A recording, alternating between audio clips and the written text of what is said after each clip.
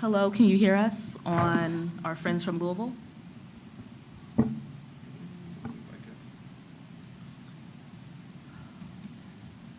That's the one. That's this one.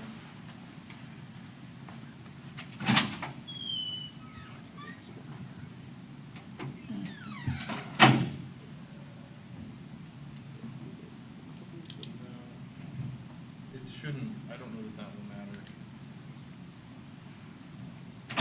I don't know. Can you guys hear us? Hello? No, not that one. Testing? Nope. Testing? Nope. Yeah, I think you're gonna wanna. Testing?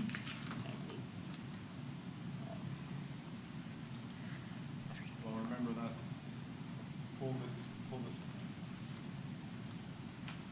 There you go, now they're off the screen, but you will wanna probably, Oh.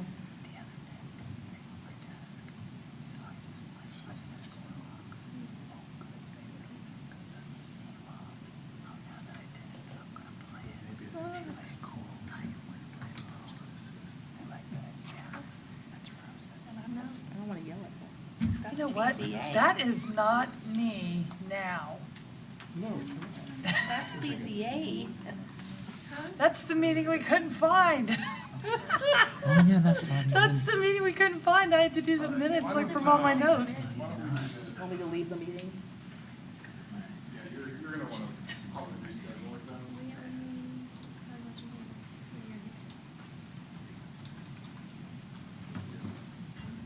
Am I on? I suppose I am. All right, well, so, Madam Chair, just a quick update. I apologize for the technical difficulties. We did have a training on this, and apparently the buttons that are supposed to be there are not there. So Niall will reschedule with the Louisville group so that we can actually get them connected remotely into our training session. So with that, that would be the only recommended change to the agenda at this time, would be removing item number 4, the accessory dwelling unit presentation. But I'll leave it to you to kick off the meeting, and when we get there, that'll be the change. It's not recording. That's the only meeting we. All right, are you set up to record or live stream? I don't care.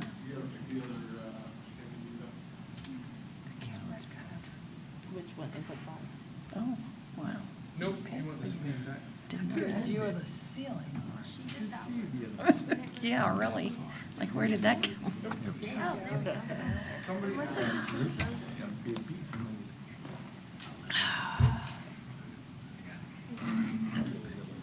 Okay. This is not, this is the old. Where's the IT guy when you need him? Yeah. You can do a lot of things, but not that. All right. Is it gonna record? Yeah, it is streaming. You better just take notes. We're not having a lot of luck right now. Yes. Just in case. It's streaming on YouTube? Should be. Oh. If I can pull it up this way, then it is. And then I started our local capture too, so. Okay, are we live then? Yes. Okay. Niall, you'll want to unmute the microphones though, Okay, are they? Check, 1, 2. and let me know when that's done. Hello, hello? Yeah, but you've got them unmuted on the other end too, for streaming. What? Hello, hello. I am so sorry, y'all. Yep, we're Yep. live. We're live. We're live. So, click on this. It's recording. So this is. It is delayed, but the thing is, it's on Okay. YouTube, so Always check YouTube's up gonna be here. recording it. If that bar's moving, It's then doing we're it good. live. If you mute it, it stops the audio out. Okay. So, So we're good. you shouldn't need to touch it anymore Like that. until the meeting's over. We're good. Touch it no more. Okay, are we good? All right. All right, I'd like to call the meeting of the City of Riverside Planning Commission to order at 6:40. Roll call, please. Mrs. Denning? Here. Mr. Hairston? Present. Mr. Owens? Here. Mr. Rogers? Here. Mr. Vasquez? At this time, the chair would entertain a motion to excuse Mr. Vasquez. So moved. I'll second. We have a motion and a second to excuse Mr. Vasquez. Is there any discussion? Seeing none, all those in favor signify by saying aye. Aye. Those opposed, nay. Motion carries.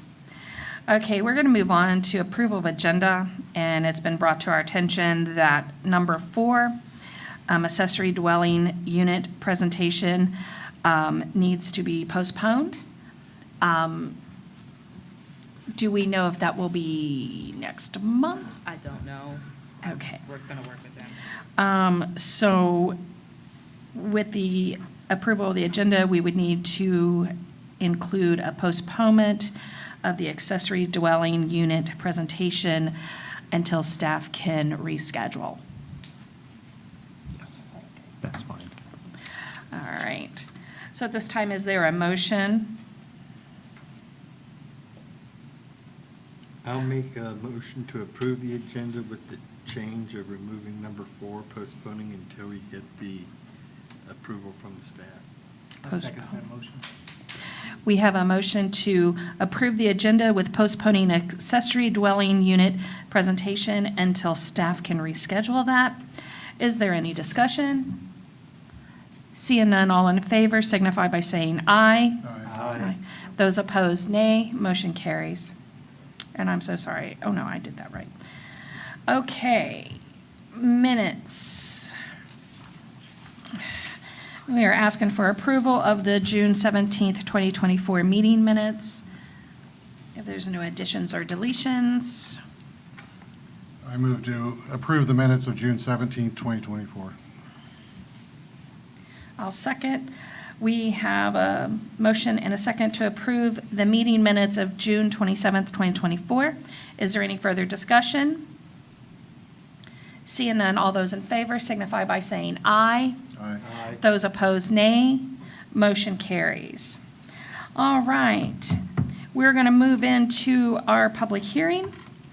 At this time, I'd like to remind anyone wishing to speak that there are forms in the back you can fill out and hand to Ms. Holt or our city clerk, and they'll pass them down to me. Remember, you have approximately 3 minutes to speak, and we ask that you pull the microphone down so that, because this is being recorded, and the clerk will need the recording to do the minutes as well. State your name, your address, and there'll be an oath on the screen for you to read to before you give testimony. All right, so at this time, I'll open the public hearing for PC case number 240012. This is a text amendment, a zoning text amendment for urban agricultural regulations. And I will start with staff. Good evening, Planning Commission. I'll start with the oath. I, Nia Holt, affirm that the testimony I am about to give before the Planning Commission is correct to the best of my knowledge. Address is 5200 Springfield Street. So this is a project that is long coming. We've had several staff members working on this. One of them is here today and has looked into several roles and capacities. It started as a motion from council back in January of 2023, and we kicked off the following month. The main objectives of this text amendment is to look at how we can expand allowing backyard poultry, primarily chickens and ducks, in more residential properties, but also making sure that it's not disruptive to their neighbors. As we call this urban agriculture, we're also looking at other means to allow food access to our residents through community gardens. So that is also in these proposed text amendments. We looked at other procedures in other communities as well, and those are listed in your staff report. So moving on to the proposed amendments for poultry. We looked at what means for properties themselves and what would make a qualifying property by what other regulations and communities in the region and across the nation. So residentially zoned, lot sizes 1/2 acre to 1.5, nearly, and we have that 1.49 for a reason. Currently, our code allows for 1.5 acres to under 10 acres are approved for this use by a conditional use. Anything larger is permitted by right. So during the initial discussions with this body, you guys wanted to keep that, and so that's why we have that lot size limit. Also, looking at other regulations, just for the health of the chickens and the size, going by 1/2 acre seems to be the best size. We also are recommending an approved permit, so properties that have that approved permit or would be able to have this use. And then making sure that there is no agricultural restrictions on their land. Now, this is not something that the city can enforce. If there's deed restrictions or a lease agreement or anything like that, that would be something private, but we want to make sure that residents are aware of that. Looking at the structures themselves that would keep and house the poultry, they would have to be covered, resistant to predators, coyotes, things of that nature, properly ventilated, easily cleaned and maintained. You can get your eggs and handle your chickens easily, at least 4 square feet per chicken or duck. And when we're saying hen or duck, we don't include roosters or drakes, and we'll get into that later. They would be permitted in the rear yard and screened from streets. There would be a fence there, and I know in earlier discussions, there was this about the setback, so from the initial proposal, the setback has been reduced to 15 feet. Moving on to the permit that we discussed, it would need to have a completed application, a site plan, so we can look at the coop and the enclosure, the run, and then just so that residents are aware of what restrictions may be on the property, including the deed or any other property records as applicable. Other restrictions, I mentioned no male roosters or drakes. There would be a limit on 6 ducks or chickens, and you can have a mix of those. But you should note that in Ohio, there is a requirement that at least 6 chickens have to be sold. So we do have that in there, but just of note. Eggs cannot be sold on site. There's no slaughtering. And then they being our residents, cannot house their poultry in their house, garage, or in a vehicle. And things to keep in mind when we're talking about enforcement. This was also something that this body discussed. So the owner or the keeper would be responsible for any loose or, as a lot of codes say, birds at large or animals at large, and for any damages that they were caused, we're going to put that onus on the owner. And then we rely on a lot of our other existing enforcement regulation and violations, but we could revoke their permit or use any of the finding process that we already have in place. So moving on to community gardens, unless there's no questions, and we can definitely dive into those further. For community garden, let me pause. I know we can dig into that. Just a point, ducks generally, you can't tell when you buy them if you have a hen or a drake. They're not like roosters. They're not the chickens can be sexed, but most of the time, your ducks are not sexed, and drakes aren't the ones that really cause a problem or have the noises. Not like a rooster does. So that's going to be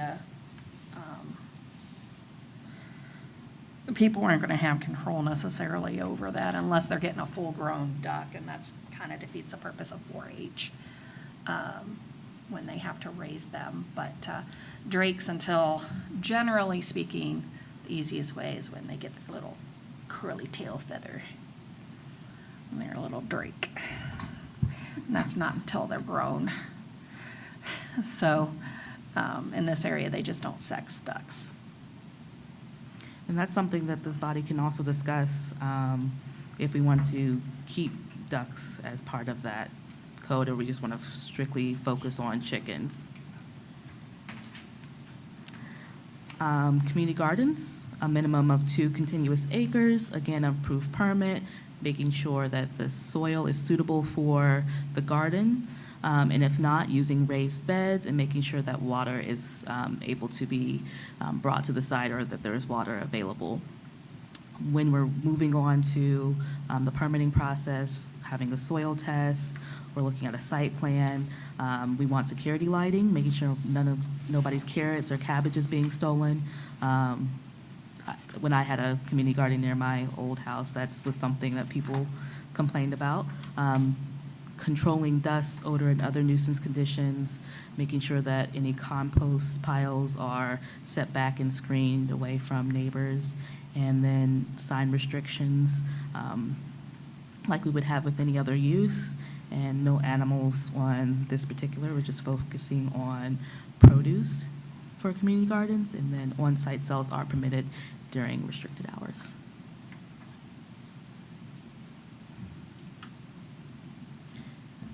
So this is something you can recommend approval, modifications to this, denial of it. You can also, if you need more discussions, continue it to another meeting. So that is where we're at, but this is the time for this body to start the discussion. And we have pins there, we have copies of the regulations in front of each member. We do public comment first, right? Yes. Okay. Threw me off when you said time for our comments. I don't have any slips of anyone from the audience wanting to speak, so I'm assuming nobody out there wants to speak. I only got 2, so pretty easy. All right. Any questions for staff? Nye, did you have a copy of what you just covered? I can't access what you emailed because my tablet was out and I can't find it on the website. I can get you a copy. Yep. Okay. When does the county auditor start determining the lot size? Go into your microphone because it's a public hearing. Go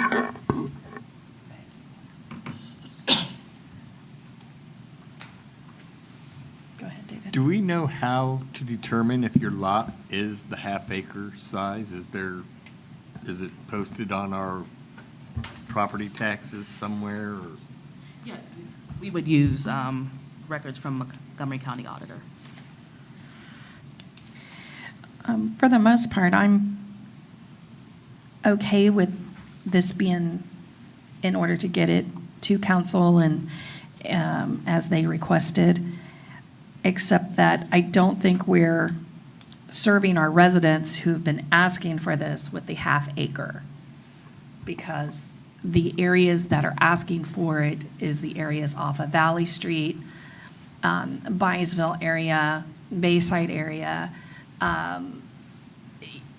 and most of those lots are not half-acre lots. So you're knocking out a lot of the residents that this would truly benefit them and their families. So I want to throw that out there. You know, as Ms. Holt stated, you do have to buy 6 ducks in the state of Ohio. I mean, chickens at a time. However, you only have to buy two ducks. They are a social animal, so you need 2 ducks. So my only concern is, in which,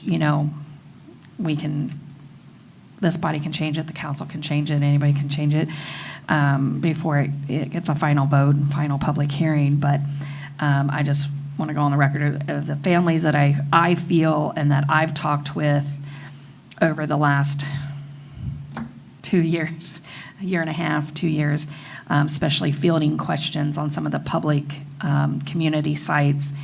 The half-acre minimum will not service those residents.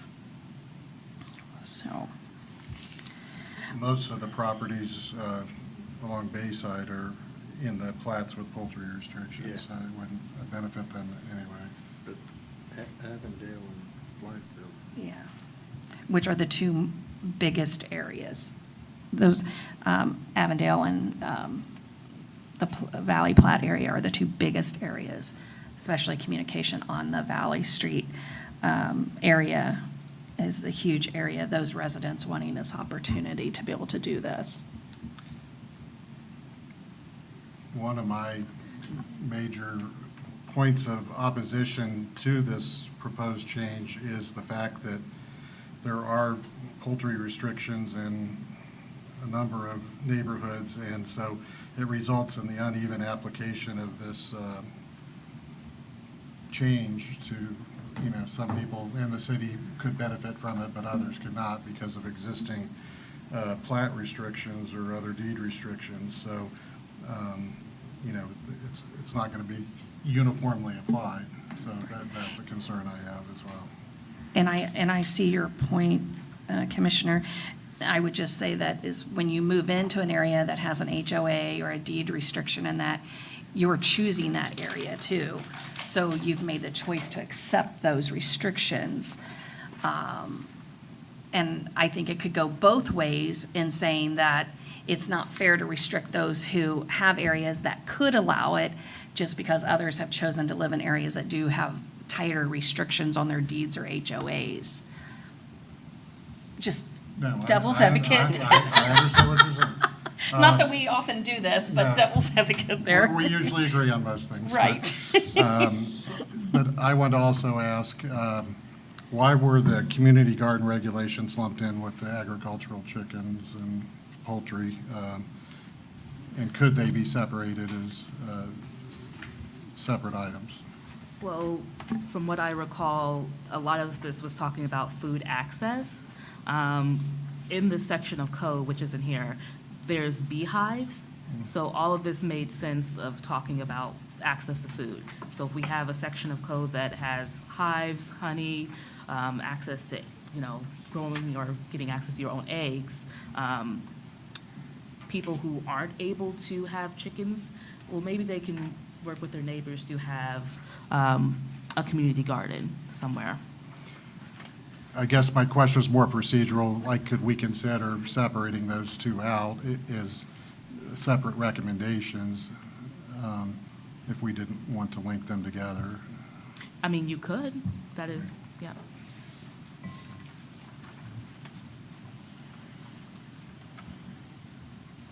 So, Madam Chair, based on what you said about the people that it wouldn't serve, do you think, because I'm looking here at Cleveland where it said like one chicken per 800 square feet, do you think a requirement like that would fit better?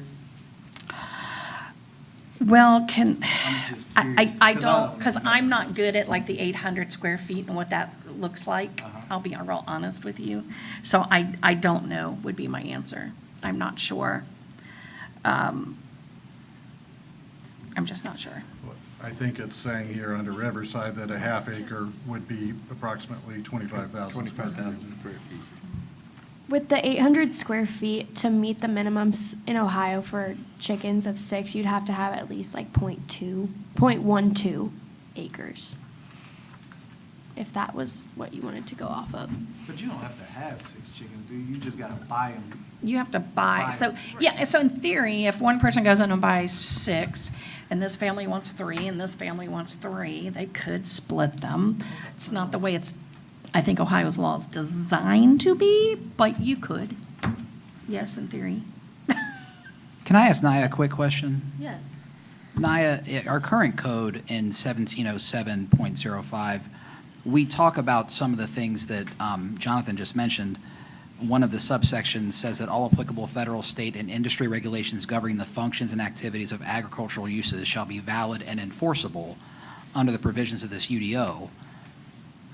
Is there a potential for some of the language here to put us at odds with what either a state of Ohio standard is for housing of poultry or a federal standard or an industry standard for housing of poultry?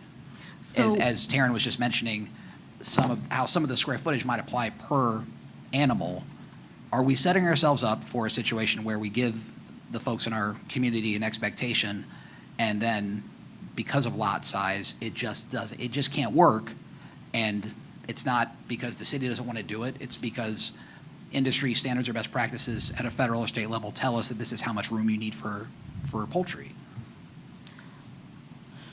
So, back to my original question. Is there something similar to the current provision in the UDO that talks about, that addresses the only place where you can find the ability to have a chicken anywhere in our city is in 1707.05, which talks about agricultural uses being applicable in R1s under certain conditions, those being above 1.5 acres in size. However, it also has that addendum that it must also, that federal, state, and industry standards are also applicable and enforceable under our UDO. Is there a similar thought from you as the city planner and director of community development that should be something that would be important for this language as well? And that's why we have with the coop and run that 400 square feet per chicken and things of that nature. And this, trying to make sure that there is enough room for the animals and that they are treated well.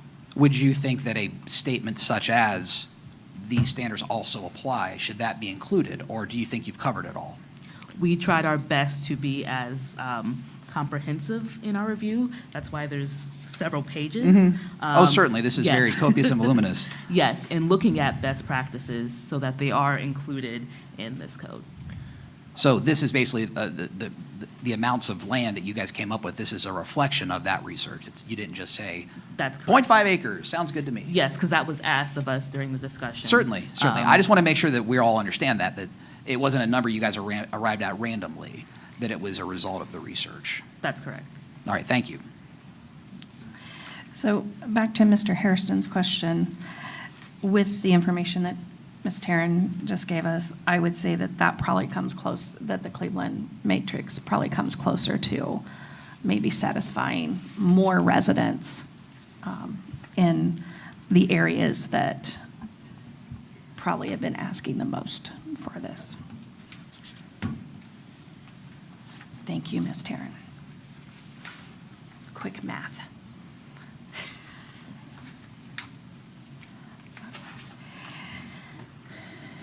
If you change to something like that, like one chicken per 800 square feet, I'm assuming that the 6 chicken or duck cap would still apply. Otherwise, you correct. could have 30-some Yeah. chickens. That's right. Because Cleveland still has a. Okay. But I'm saying Yeah. for our purposes. And I personally, in some of the lots within Riverside, with the size and that, after owning chickens myself, and I've owned ducks twice, once as an adult and once as a child, I wouldn't recommend in some of the lots to have more than 6. That's just a personal opinion based on the need for them to roam. And a small family, 6 ducks is going to produce at least enough eggs weekly once they start producing. For a family that eats eggs on a regular basis. And we provided this comparison cities, so you can see bigger cities, some very, very close to us, yeah, what they do.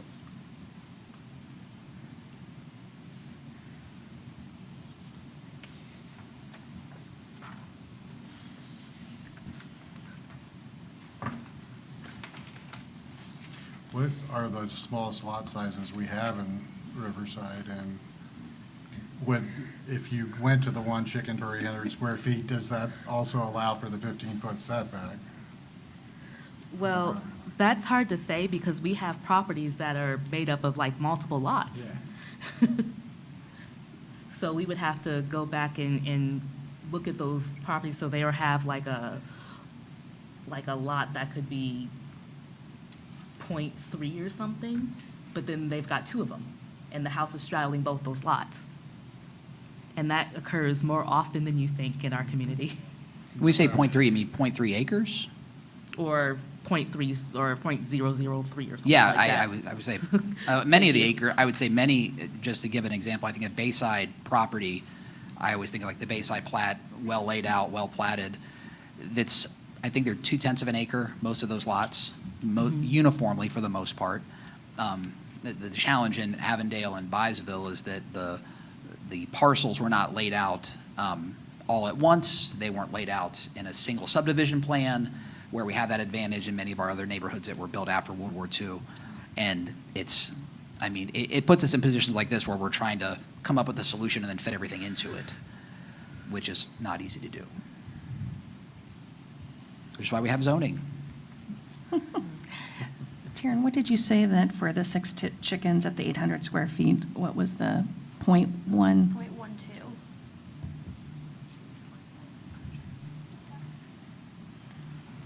But there are also lot coverage restrictions that might come into play for specific lot sizes.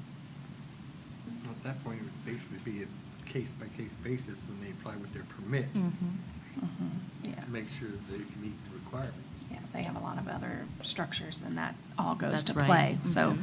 and I'm okay with that. But, because then they can choose if they want the extra shed or if they want a chicken coop. That's So is the idea here that, like, if it's okay for me to have maybe 3 chickens in my backyard, that I can never go above 3? What's to stop me from going above 3? Is the city going to come out and check every few weeks or few months, or? just like any other, I mean, I think it states in here, it'll be enforced like any other zoning. It's on complaint basis. Yeah. And that's why we have an annual permit, to make sure that they come back. And if they have not renewed their permit, that's when we will be triggered to follow up. My Because fear sometimes is- people may say, I really want chickens. They try it for a year and like, this is not for me. Yeah.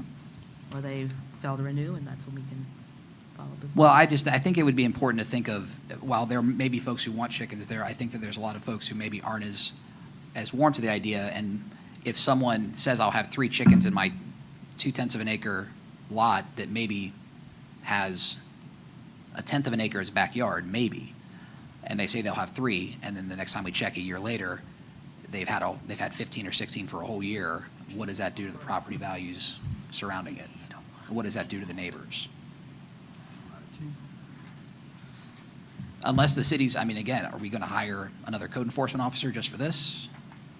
Well, that's my concern, is the more we move away from a uniform application of the regulations into a case-by-case basis, it increases the administrative burden and time to do so, to evaluate each on a case-by-case basis. But then aren't we getting down in the weeds a little bit too, and getting into the what ifs, when we don't even know if there'll be a problem? When you talk to other people, like at Sinclair, and like Xenia, that says they haven't had a complaint, and the guy says there's been no increase for them at all. And, we've also stated as a commission, well, number one, all we're doing is saying we're sending this on to council. Council sent it to us for us to look at. We're sending it on to council for them to review as well, and I'm sure they'll have some of the same discussion.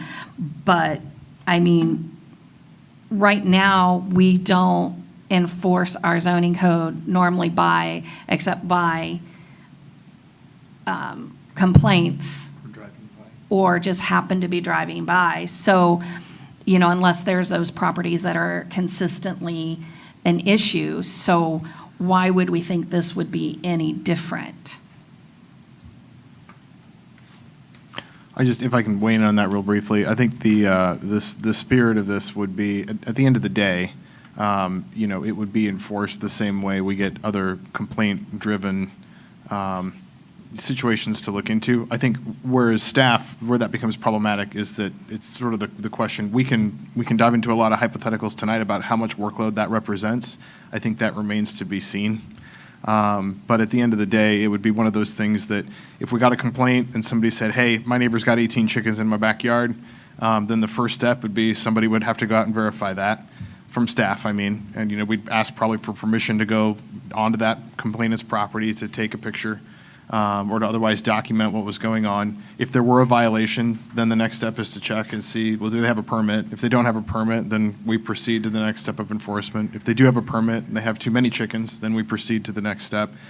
But I think the point that I think we're all talking about is that, yes, at the end of the day, this would represent a new novel code enforcement process And I don't really know off the top of my head, and I don't know that there's a reasonable way of really trying to estimate or speculate how much staff time that's going to take. But again, the other side of that coin is that functionally speaking today, we follow a very similar process. If somebody calls and says, my neighbors have chickens, we send the code enforcement team out today to do effectively the exact same thing. So at the end of the day, I think it is a balance from a staff perspective. I just one other little tidbit, I guess. At the end of the day, we will enforce as staff the code to the best of our abilities. If there's a workload problem, then I'll be in front of council to talk about that and how we might be able to budget for it. I think most of the complaints that we did hear about from the cities, Naya, I don't want to put you on the spot again, though, I don't know if you know, were they more about unregulated or unpermitted activity, or was it for other kinds of violation like noise, odor complaints, where somebody had a legitimate purpose or a legitimate, I guess, right to have the animals, but it was creating other noxious issues? So a lot of the complaints were chickens on the loose and trying to find out whose chicken it was, finding out whose responsibility it was. Code enforcement, police, people were calling both agencies. There was the issues of noise because people not knowing what they had bought. Sometimes there was roosters in there, and so the noises would be an issue for their neighbors. People being overwhelmed and getting into more than they thought. And then there was odor issue. So that's what I can recall. Is there anything I'm missing, Karen? Yeah, and the only reason I bring that up is just to say that I don't know that, and I guess I'm just trying to make the point that enforcement of a permit requirement as proposed in here is one thing. Legally kept livestock, chickens or whatever, that create other code enforcement issues, even if legally permitted, also create code enforcement challenges. So to the extent that's another reason why it's very difficult to sit here and say, we're going to need another code enforcement officer or 2 or 3. I have no idea, because it depends. If people pull permits and they keep care of the livestock and they're not noisy and they don't create noxious odors, well, we're not going to have that many problems. But if the community doesn't do that, then sure, we're going to keep a code enforcement officer very, very busy and much busier than he is today. So it's just difficult to say with certainty. I'm not even concerned about the code enforcement added workload. I'm concerned that if something like this was to pass in any kind of form, that I think there will be folks who think, well, you can have chickens at Riverside now, I'll just go ahead and get chickens. And before we can catch up with it, that the folks will either decide, well, I'm not going to move to that neighborhood, I'm going to sell my house, I'm not going to live in this neighborhood anymore because I wanted to live in a neighborhood, not on a farm. And that's no disrespect to people that have chickens. I just think that there's 25 or so different neighborhoods that when they were founded wrote into the code specifically, this is what we don't want to have here because this is a residential lot. I live in a neighborhood with a deed restriction on noxious uses. Well, I mean, define noxious use, that would have to go before a judge. You're putting people in the position where they'd have to sue their neighbor because of even if it's well-intentioned, a city ordinance that doesn't necessarily, we're trying to make it fit on lots that, quite frankly, it probably can't fit on. That's why a lot of my questions tonight to Naya and the work that she and Taryn have done are to the mathematics of it. What are we saying as far as how large a lot has to be to house these, and are there provisions that also allow for state regulations and federal standards and best practices to also inform that, not just, well, I want to make sure that these people can get what they've asked for regardless. Because I do think that there's a potential for property value hits in some of our neighborhoods that won't be able to recover. And I realize that this is a planning commission decision, and as ex officio, all I can do is just kind of tell you what's on my mind, and we can vote on it as a city council. But I just want to make sure that that it's an informed decision you guys are making. I think there's a reason that that language is written into so many of our neighborhoods when they were founded. And even the ones that they aren't written into, it does have provisions against noxious uses. It has provisions against things like you can't have an industrial use. Well, of course you can't. This is a residential neighborhood. So when they built these houses, they said, when you move here, you agree that you're living here as a residential use, not anything else. And I do think that there's a change that occurs when you allow things in residential neighborhoods that don't haven't traditionally been there, again, even with the best of intentions, because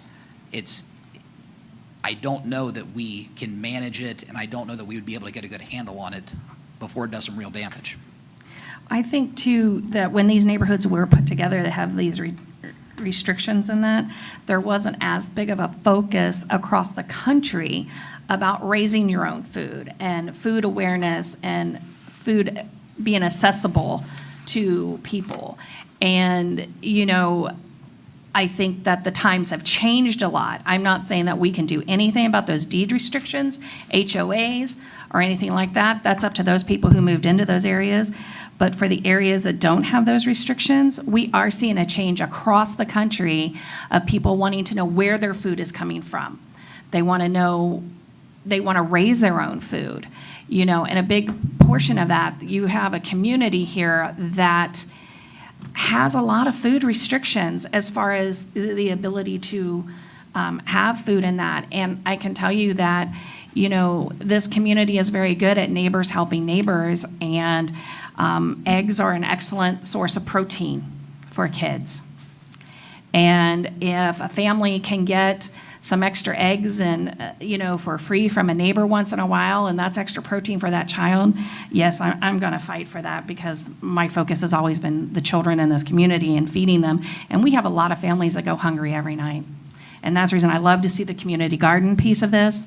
I think that's an excellent idea. I'm happy staff brought that up, and I'm happy that we have gotten to at least this point with the chickens and being able to have the eggs in that, and starting to be more progressive thinking and allowing our families to be able to possibly have another avenue to have some of those foods in that they may not be able to have otherwise.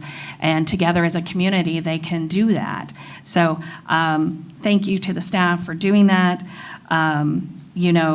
Like I said before, I just think that it's the way that the country is going as well. We're seeing more and more of this across the country.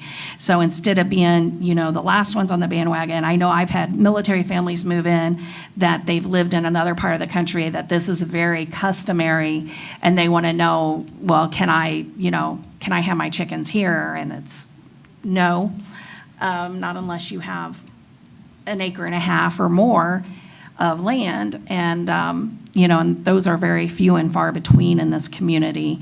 And unfortunately, I wish we had that ability to say that, oh no, we have a lot of properties that could comply with that in order to have this ability, but we don't. So I think it's just a way of looking more as a progressive city going forward, and keeping up with some of the times that's going on across the country.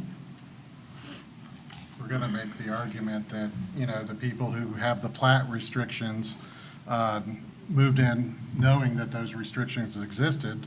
I think the same argument could be made to people who live in other areas of the city. Currently, they moved in not thinking they were going to have agricultural poultry living next to them. So I feel that cuts both ways. The other thing I just wanted to comment is there was a comment made about Xenia that they haven't had any complaints. Well, the minimum lot size requirement is greater than 5 acres in Xenia. So I'm sure they don't have many complaints when they're maintaining chickens on 5 acres or more. So. Well, that's what it says here. The gentleman that was at the Sinclair conference, they had went to where it was available in their smaller neighborhoods. So I don't know where that came from. That's what he told us during the training that he did. So I don't know where that came from, but that's the reason I went off of what he said was. But, I mean, I this understand, is incorrect. and I don't know where that came from, but I know that when he did the training, that was not what he said during the training. So the ordinance hasn't been codified, that's where because I talked to them at the last planning conference, the planning and zoning conference, so that's one. So what's the final, is it 5 acres? Is it less than 5 acres? You want to speak to that, Taryn? I think it's less than that now. It's Okay. just an ordinance that hasn't been codified Okay. yet. Well, but if it hasn't been codified, then it's not less than that, right? I don't know how they enforce that, to be honest. Well, I think the question that I'm hearing is, in Xenia, Yes. how big does your lot have to be in order for you to have chickens? And if we don't know that answer right now, If that's fine. we don't know, that's fine. We can go get it. Yep. It's better to be right than quick, so we'll find it, Yeah, we can- but we'll get some clarity about that.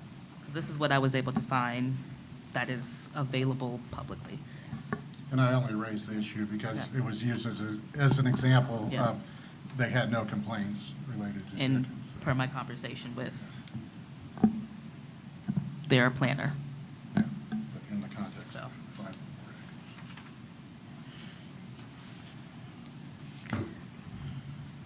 Well, again, we are looking at this to move it on based on council's decision or request to send it to us. And ultimately, it goes to them one way or the other. Well, we've had a lot of discussion tonight. I just want to make sure what we're sending reflects the desire of the planning commission. So we're hearing some modifications, is that correct?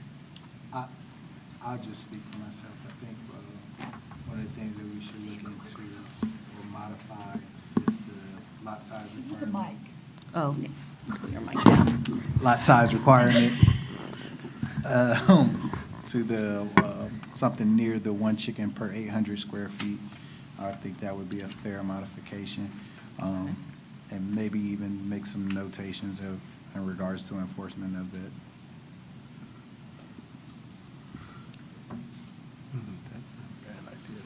And denial of the item can also be a recommendation to planning commission. yes, that can be.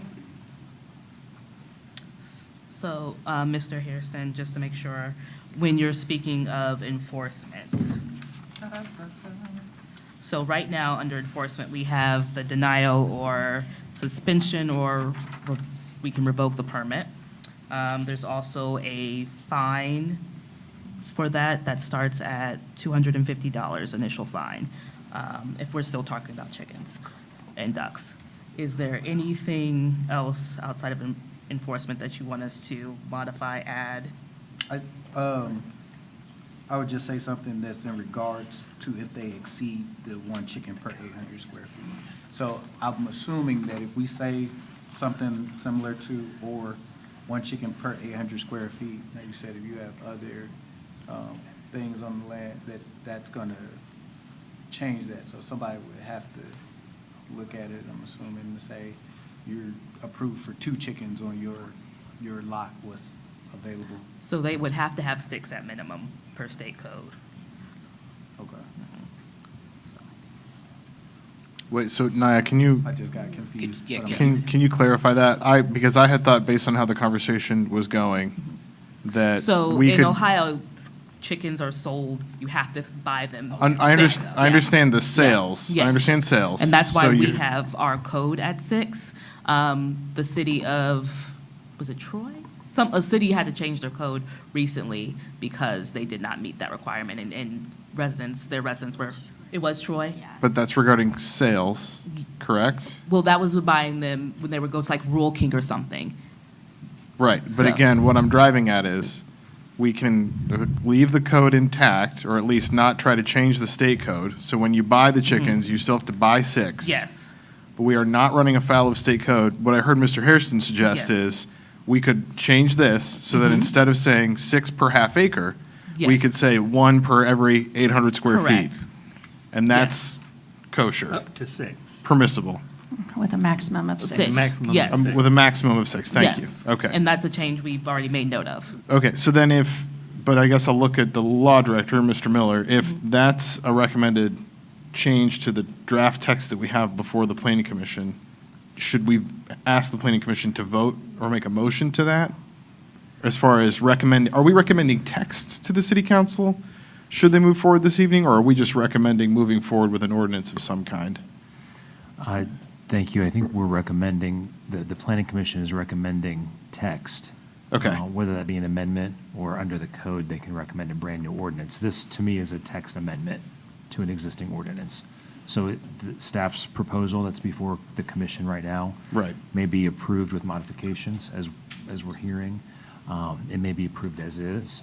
Recommendation, of course, to council. Or the recommendation of the commission may be to deny moving anything forward, or, of course, to table for more information. But yes, that can be an amendment with modifications to what staff has proposed. That can be a recommendation to council. Understood, thank you. So just to read that back, if there are other suggested changes to this draft as presented, the planning commission could vote to recommend all of those modifications, or we could make the modifications and bring it back to a future planning commission meeting, or they could vote to not move forward at all. All three of those are valid. Okay, just making sure we're all on the same page, or at least that I'm less confused than normal. Thank you. My pleasure.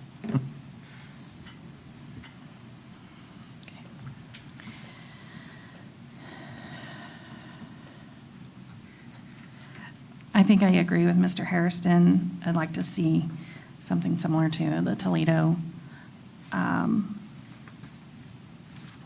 square footage, whether that be 1 per 800 square feet, or if for some reason we find out that that doesn't mesh with the state code, which I think it does. I think it says they have to be sold, but it doesn't say anything in the state code that says that you have to keep 6, to my knowledge of what I've read. So I think that we could do that. And then if somebody only wanted 3 chickens, they could have 3 chickens and share the other 3 with a neighbor, I guess. But I think the state's code pretty much sticks to the selling of, and before you get into any other regulations, I believe the state code, that's when you start getting into like a huge flock.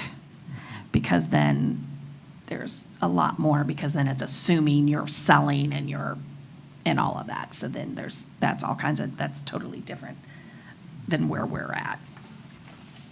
But I would like to see something a little bit more similar to Cleveland, recommended. If that change is made or that recommendation is made, then how does that affect the setback? Because Cleveland's is significantly different than what is proposed here on the Riverside text amendment. From what I heard, we were changing the number of chickens per square feet, and that's what we're modeling after Cleveland. Are you suggesting to also model Cleveland setback? I'm not, no. And I just wanted clarity on that. Okay. Yeah, no, I am not. I have a question. Should we have the 25 feet from an adjacent house in there? Because of the way that some houses fit on property, if my house is set further back than my neighbor's who sits up further close to the road, and I follow these along, I could have my chickens 15 feet from my neighbor's house.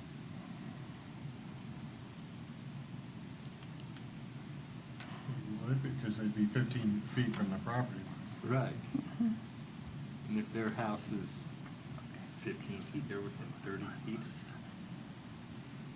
Because there's a lot of houses, I mean, my house sits very close to the property line.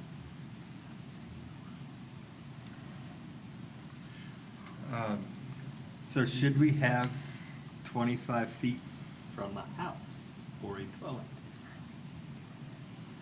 And I think when we I went, think that could make it less. In some cases. yeah, Yeah, I think when we went with the 15 feet from the side and rear was because of the, Yeah, we went back and forth, because that is something that varies from property to property. With keeping it to property lines, we can be more consistent. If you would like to go back, we did reduce the setback, given the conversation from the June meeting. If you would like to increase it again, we can, but that's something that we'll leave to this body.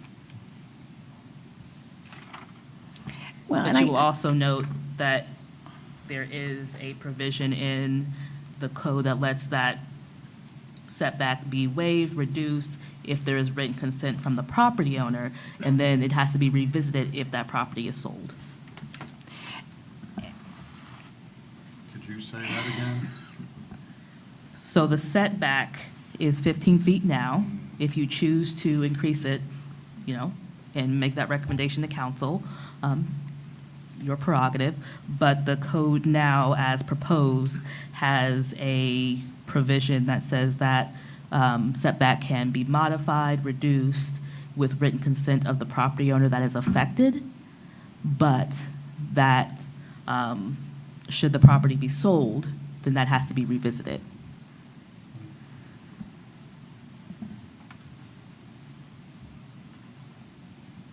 So I'm sorry.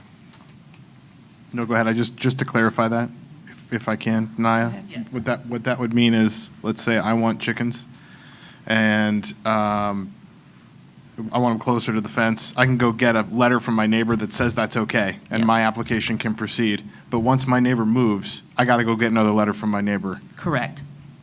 Thank Can you. the neighbor withdraw that permission? Well, it's from all abutting property owners, So, yeah. Yeah, you're. All the the. code says. Anyone that it would affect. So then Yeah, I think all abutting properties, yes. the challenging piece of that, or leaning on that aspect of this, is that if somebody withdraws consent, then it kind of puts everybody in a bit of a bind. I guess I'd rather see the setback maintained and then take out the ability to modify it.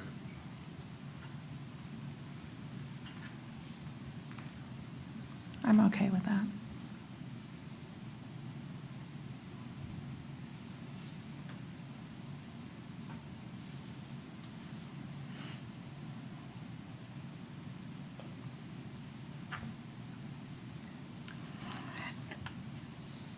Do we know how many permits, Microphone. do we know how many permits, it says permits required like in Toledo, Columbus, Urbana? Do we know about how many permits they have submitted? No, I don't know.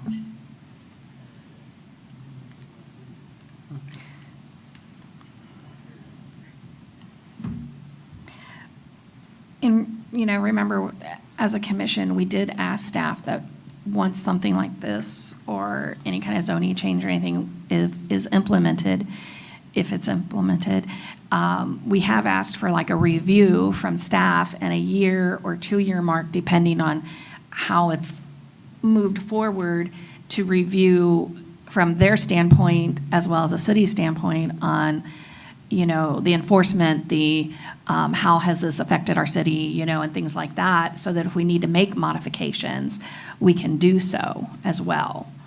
We've asked that for a few years. And that's why I try to include that in the Quite annual. a few. It hasn't always happened, but we have new staff, so Yeah, I try to include that in the annual report, for I'm example, optimistic. the fence variances have been. Confident with the current Miss staff. Taryn and Miss Holt will make those things happen from here on out, now that we have more staff in that department. But I mean- What report is that? I'm sorry, what things are working? I only caught part of that. We didn't say anything was working. No. We Is said the we've. report that they would produce, it would say how things were working or how things were going? We asked as a commission to have staff give us a report when, like, let's say this goes forward, council approves it, and from the time it goes into effect, in a year or 2 years, depending on how staff feels, because the first year, it's all communication, right? I mean, it may take a while for it to take off, if it takes off at all. But to bring it back to us, for us to review any good things, bad things, anything that they're overcoming, so that if we need to make modifications, we Yes, have the I follow now. opportunity to do so. It hasn't really happened since we started asking for that, but now that we have more staff in the department, we are optimistic that that will begin to happen more often. So reports on actions the planning commission has taken a year Yes. later. Thank you. And- I caught part of it and I wasn't quite Yes. sure. Thank you. And we wanted to do that as a commission to make sure that the stuff we're putting out there is truly working for the community and working for staff. If there's major issues and they're still having a ton of zoning appeals or, whatever is still happening with it, then we didn't put exactly the right thing out there. And that gives us a chance to review versus waiting 10 years to do a whole UDO revision. So Yeah. that was this commission's, one of the things that they wanted to see going forward. Perfect. Thank you for clarifying. I certainly agree. Yes, sir. So, so do we want to, what do we want to do? Do you want to do that? Postpone. There is no such thing as tabling. Do It's you- postpone. I have a few other questions, Okay. just for clarification for staff's next step.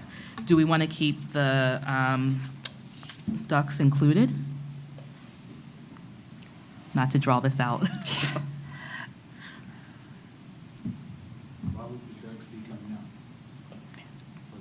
I would, you're going to have ducks mostly for 4-H projects. Most people, unless they're doing a much larger, like, are not going to do ducks. It's more of a 4-H project or a pet than chickens for eggs, because duck eggs are very different. They take a little bit to get used to. They're very strong, but they're good, but they're very strong. I was going to go back to your point about the drakes being included. That was just common practice among That's other fine. communities. That's why we included it. But if you wanted to discuss I have that no more. problem with it. I'm just saying it might be difficult to do that. Or you just take out the drakes part of it, still allow dogs. If you Yeah, I can't mean, tell anyway. you can't until they get full grown. I haven't seen, when we had ducks, I haven't seen where they've been sexed in like the Rural Kings and places that you would buy them. Doesn't mean, I guess you can, I don't know, but I don't think they're sold that way as sexed already. I'll be honest, it's not the drake that would make the noise when it comes to ducks. It's the hens that, it's opposite of a chicken. Just saying. So, but like I said, most people aren't going to have, I would assume most people wouldn't have 6 ducks. And if they do, they should come talk to me first, because they don't want. I didn't even know they were called drakes until this. Yeah, discussion. they are. The only thing you can tell is when they have all their feathers, they get a little tail feather that goes, and it curls up. Just one little feather. And if they get enough, anyways, never mind, that's too much information. So, I'm fine with keeping it that way, and it is what it is, The request from the residents I've talked to has been chickens, so. I think we have our revisions, and we can bring this forward in the next meeting. Okay, so we just need a motion to postpone then, so that we don't have to put out another public notice, or, So, Madam Chair, if the commission moves and successfully has enough votes to postpone, the notice continues to the next hearing. The commission can make a motion to postpone until the next, needs to be a date certain. Right, Is what right. your bylaws and the Right. code says. That's the difference between tabling and postponing. Tabling is Is- indefinite time. Yeah. You can table, But but that's you have to- indefinite. Postpone should be timed. Yeah, and tabling too is you have to vote to take it off the table and You bring do. it back. I have a new book. I know. Thank you, Madam Clerk. So is that what we'd like to do? I'm gonna go ahead and make a motion to postpone PC case 240012, text amendment to zoning text amendment for urban agriculture regulations until our next meeting. Does it need to be more specific than that, or? It's August 19th, just for the record. August 19th. I'll second the motion. Okay. We have a motion and a second to postpone to our August 19th meeting of the Planning Commission for the City of Riverside, PC case number 24-0012. This is the Urban Agricultural Text Amendment. Is there any further discussion? Can I do this this as a voice vote, or does it need to be a roll call? Just let's do a roll call. Okay. Roll call, please. Mr. Hairston? Yes. Mr. Owens? Yes. Mr. Rogers? Yes. Mrs. Denning? Yes. Motion carries. Okay.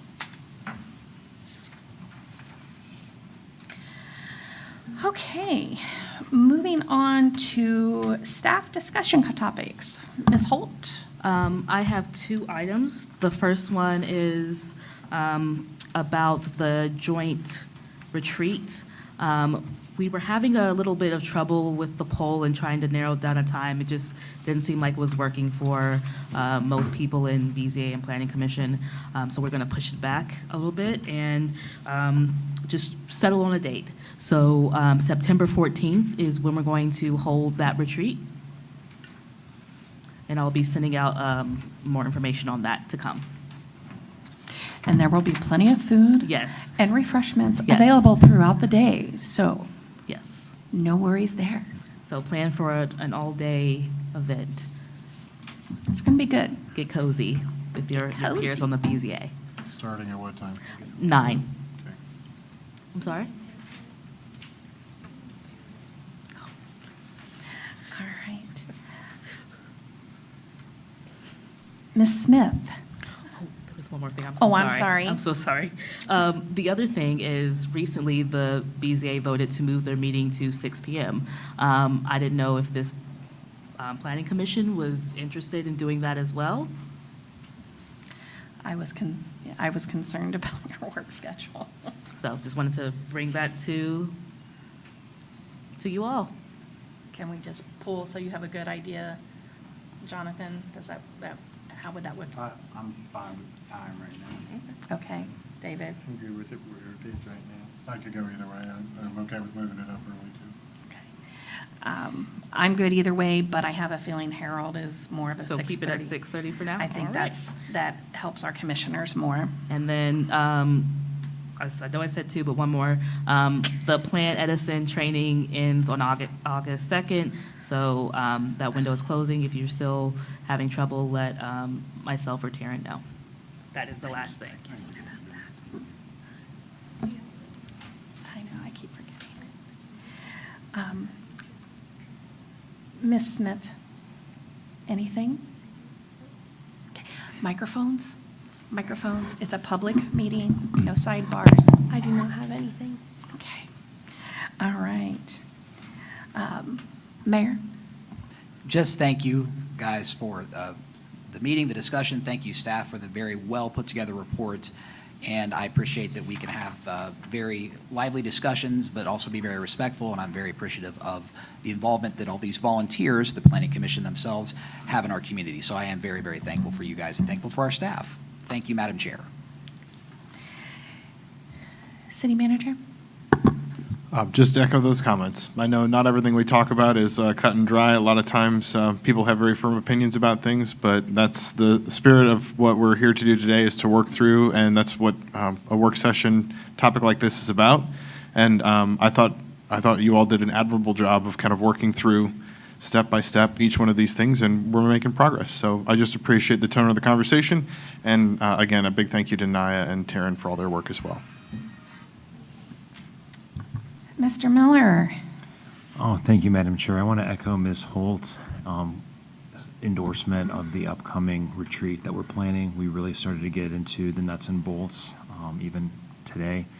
You will be well fed, so please try to be there. We're going to have lots of food and drinks, but our goal is to have some collaboration with the Board of Zoning Appeals, because oftentimes, for example, if this text amendment were to go through and pass in some fashion, Board of Zoning Appeals will hear zoning violations about that amendment. Board of Zoning Appeals hears appeals from decisions made by this body. So I think it's going to be really important for that collaboration to happen, to see how intersected your work really is. So we're trying to focus on that as we make the materials. So we really do want to make it interactive, fun, so to speak, and we really want to make it a good investment of your time. So we look forward to sending that invite out and seeing everyone in September for that. Thank you. Awesome. Thank you. City Clerk? I have nothing, thank you. All right, matters by commissioners. Mr. Rogers, Nothing further this evening. Mr. Hairston, None. Mr. Owens. Nothing. And I will say I had a chance to meet the new chair of the BZA. We hadn't had a chance to meet, and it was really nice. It was the first time in all the years that we were able to actually kind of sit across the table and have some conversation, and it was really good. So I look forward to the retreat with the two bodies. I hope everybody will plan to be there. And this meeting was really good. I appreciate all of it. It's not often we actually debate something on this board because we're so good at doing our research and everything ahead of time and giving good direction in that. But with the differences of opinion, I think that with continued conversation, we're going to come up with some awesome text amendments, but also when we start diving into this new zoning, the UDO, I think we can really put together a true working document for our city. So I appreciate all of you and the work on this tonight, but also the future work that I know that we're going to have a really good code coming forward. And I'm confident in that. So with that, if there's no more matters before the commission, I'll make a motion to adjourn. we don't have to do that anymore. The chair will adjourn the meeting. New Robert's Rules of Order. Don't go, get me, they won't go on. Okay. I'm learning. Probably will not be here